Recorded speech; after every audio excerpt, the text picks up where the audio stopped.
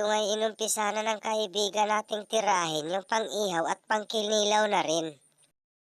Bukod nga dyan ay mayroon namang baboy minarinate para ihawin na rin at ihalo sa kilawin.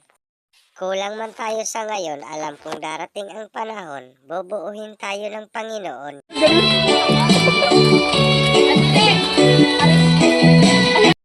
Ang mayaman nating kaibigan na galing pa ng Dubai. Takot nga sa kamera pero nakuhaan ko na, wala na siyang magagawa. Oh my God!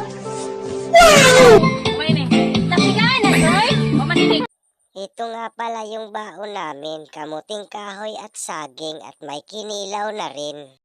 Sa wakas nga'y naluto na rin yung inihaw ng kaibigan namin at may hotdog na rin nakahain para sa mga bata na dala-dala namin. Lubos nga akong nagpapasalamat dahil nagkaroon kami ng time upang magbanding magkaibigan.